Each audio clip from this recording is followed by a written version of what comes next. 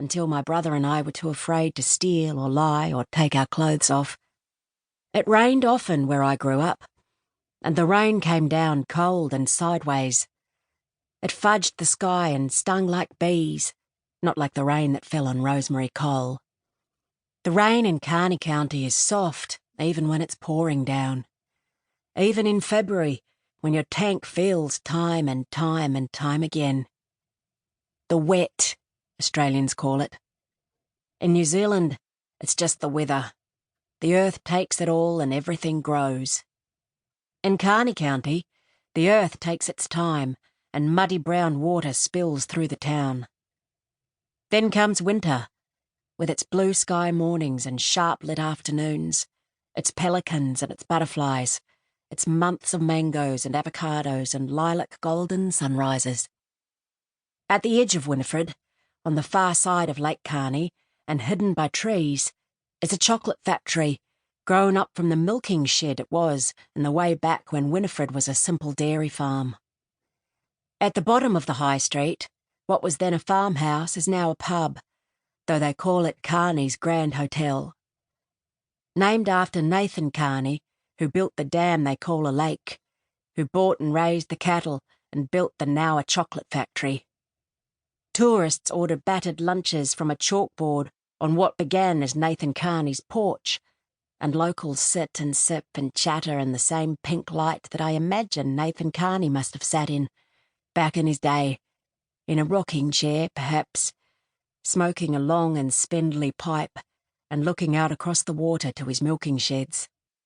He could have seen them then, before the council planted trees to hide the buildings, years before the barbecues and picnic tables, before the town was a town with a name at all.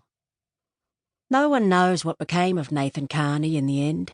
One year there came more rain than any other, and the flooding was so great that history left it capital letters. The Great Flood of 1936 changed kilometres of coastline and sent his cattle slipping and sliding. Leathery legs were broken, and when the skies cleared, Mrs. Kearney woke to find her husband gone and only a scatter of cows in an early morning mist, on a carpet of brown where sweet points of grass may have been only days away from thrusting through. Still in her nightdress, she wandered out among them and put a bullet through the roof of her mouth. But the Kearneys left the makings of something to be built upon. The wash of a county, paddocks, barns and milking sheds, a farmstead and a chapel, a willing if thinned workforce, and after a while, after the war, came Winifred, a rich Scottish widow with a knowledge of chocolate making and a business plan that evolved into Winifred's finest. You will have seen it in your local supermarket, in its plum-coloured boxes with curls of gold, dark and milk assortments, soft centres and truffles, hollow rabbits past Australia Day, and Santas come September. People were proud to say that they were Winifred born and bred. It was a claim that rode in on a full chest, tipped hats, and lay a trail of breadcrumbed expectation that fathers would be followed, as the butcher had followed his father, who'd followed his own.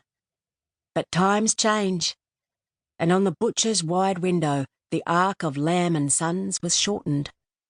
A single letter taken first, when the eldest moved away, then Son scraped off completely when it was clear the youngest would not take the road expected.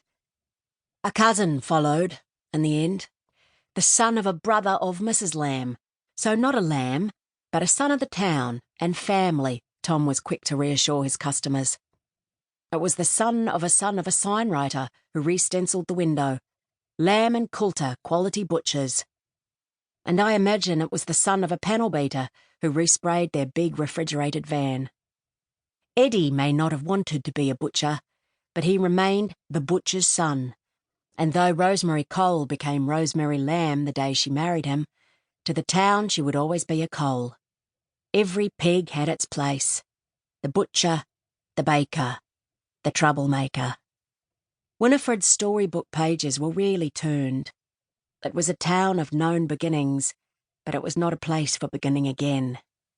It was a plate of meat and potatoes expectations that rested the bitter barrel of